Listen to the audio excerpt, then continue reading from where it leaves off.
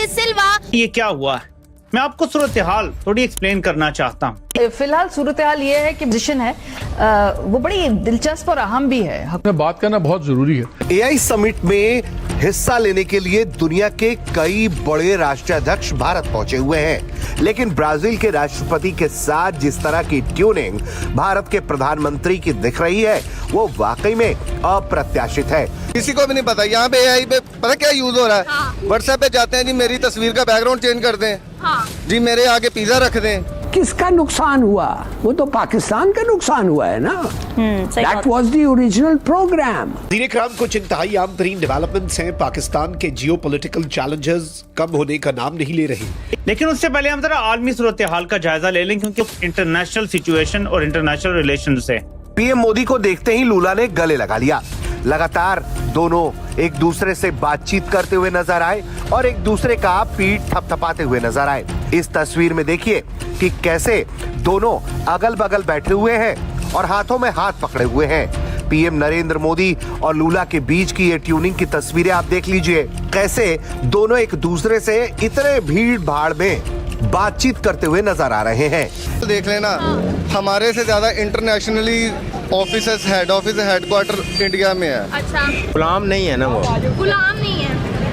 क्यों गुलाम नहीं है? गुलाम नहीं है, उन्होंने IMF से कर्जा नहीं लेते वो। अच्छा। दूसरा उधर जमहूरियत है, वो मार्शल नहीं लगता। यहाँ पे इतने सारे लोग हैं, किसी को अगर मौका मिलेगा ना किसी की पीठ में चुरा खोपने का या उसको धोखा देने का, फ्रॉड करने का, हाँ। तो वो पीछे नहीं हटेगा।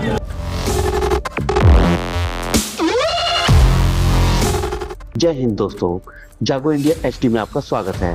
भारत की बढ़ती ताकत देखकर दुनिया दंग है। जहां एक तरफ एआई समिट में पीएम मोदी ने पूरी दुनिया को मानवता का पाठ पढ़ाया, वहीं ब्राजील के राष्ट्रपति का वो आजादी गले मिलना चर्चा का विषय बन गया है। प्रोटोकॉल टूटा तो सीमा पार हलचल मच गई।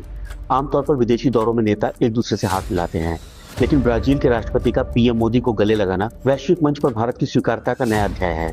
जानकारों का मानना है कि ये आजादी झप्पी अंतर्राष्ट्रीय राजनीति में एक बड़े बदलाव का संकेत है। जब ब्राजील जैसा बड़ा राष्ट्र भारत के साथ कंधे से कंधा मिलाकर खड़ा होता है तो यह संदेश सीधा है। ग्लोबल साउथ की कमान अब भारत के हाथों में है। जैसे ये तस्वीरें सोशल मीडिया पर वायरल हुई, सीमा पार यानी पाकिस्तान में सन्नाटा पसर गया। पाकिस्तानी मीडिया और वहां के रक्षा विशेषज्ञ इस बात को लेकर परेशान हैं कि कैसे भारत एक तरफ तकनीक AI में दुनिया का नेतृत्व कर रहा है तो दूसरी तरफ दुनिया के ताकतवर देशों के साथ ऐसे मधुर संबंध बना रहा है जिन्हें तोड़ना नामुमकिन है। वहां के गलियारों में चर्चा है कि भारत की प्रचंड विदेश नीति ने पाकिस्तान को कूटनीतिक रूप से बिल्कुल अलग थलग कर दिया है। आपकी राय कमेंट में बताओ, लाइक करो, शेयर करो, चैनल सब्सक्राइब करना न भूलना और बेल आइकन दबाओ। जय हिंद। साथियों, भारत AI को किस दृष्टि से देखता है उसका स्पष्ट प्रतिबिंब इस समिट की थीम में है। सर्वजन हिताय, सर्वजन सुखाय, welfare for all, happiness of all. वहां से लेकर अब तक हम 2026 में पहुंच गए हैं और बिल आखिर वो जो चाहता था ऐसा लगता है कि वो होने जा रहा है। पाकिस्तान कहाँ खड़ा है आज? तकरीबन 44% से ज्यादा आबादी हमारी सतह गुर्बत से नीचे, यानी कि वो लोग 11 करोड़ प्लस लोग जिनको ये नहीं पता अगला खाना हमारा कहाँ से आएगा। 44% बच्चे हमारे स्टंटेड हैं, यानी कि वो उनकी फिजिकल बॉडी और माइंड डेवलप नहीं करते। लाखों लोग हमारे पाकिस्तान छोड़ के जा रहे हैं। शुक्र है उनकी वजह से पैसा बढ़ना शुरू हो गया, बट वो नौकरियों के लिए, मुस्तकिल के लिए।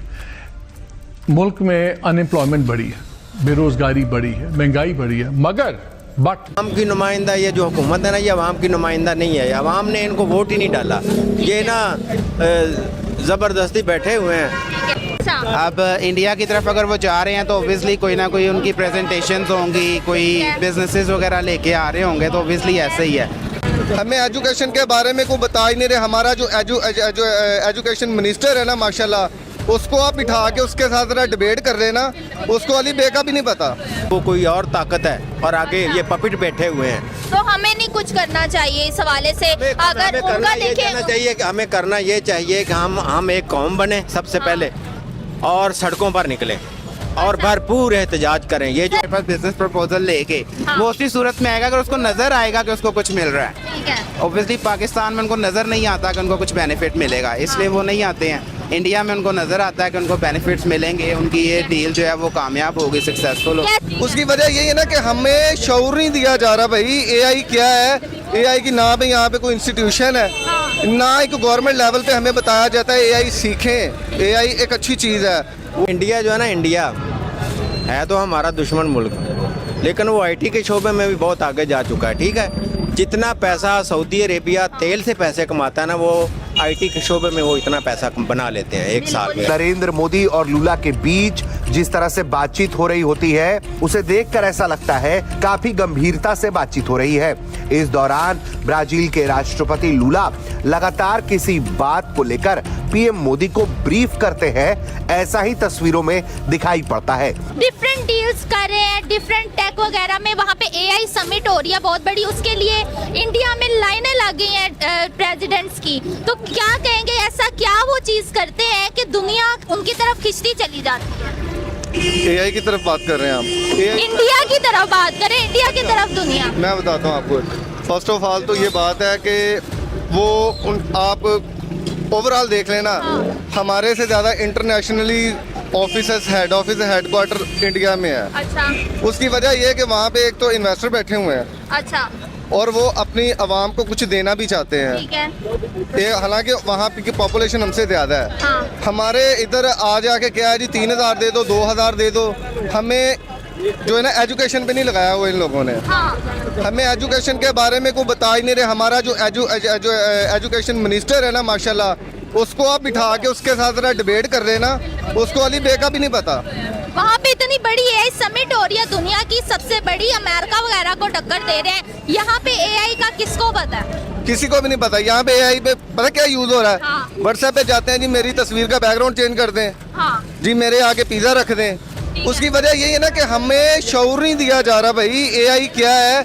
एआई की ना पे यहाँ पे कोई इंस्टीट्यूशन है ना एक गवर्नमेंट लेवल पे हमें बताया जाता है एआई सीखें। एआई एक अच्छी चीज़ है। वो अलग बात है कि लोग उसको गलत भी यूज़ कर रहे हैं, लेकिन अगर हम उसको टेक्निकली एज ए एजुकेशन तौर पे यूज़ करेंगे ना तो हमें बड़ा बेनिफिट है, हमारी टेक्नोलॉजी आगे जाए। अभी आप ये एआई की बात करें, अभी मैंने किसी से पूछा था एआई क्या होता है, वो कहते हैं कि जो फेक इमेज बनाते हैं ना उसे एआई कहते हैं। एआई को एजुकेशन में इस्तेमाल नहीं करते। मैं वही आपसे अर्ज कर रहा हूँ, एजुकेशन में अगर एआई यूज होता है तो आप यकीन माने कि पाकिस्तान में बड़े टैलेंटेड लोग बैठे हुए हैं। लेकिन आप वाली बात जो आपने बताई, किसी ने बताई कि हम वो फेक, अगर ये भाई साहब मेरे सामने होते उनको बताता फेक चीज़ बनानी है, वो तो वैसे भी आज से 4-5 साल पहले भी चले तो उससे भी फेक चीज़ें बन जाती हैं। एआई को हमें, हमारी गवर्नमेंट को चाहिए कि ऑफिशियली तौर पे ना एआई को जो है ना वो लॉन्च करें और हर इंस्टीट्यूशन में ना उसके लिए हमें सामान प्रोवाइड करके दें कि जिससे हमें एआई में मजीद सीखने में जो है ना हमें सर वहाँ पे लोग जो है इन्वेस्टमेंट करते हैं, इन्वेस्टमेंट के लिए आते हैं, डिफरेंट कंट्रीज इन्वेस्ट करती हैं, तभी तो वो प्रोवाइड करने के काबिल है। यहाँ पे इन्वेस्टर आएंगे तो कुछ होगा। हाँ, यही बात मैंने आपसे पहले भी की थी।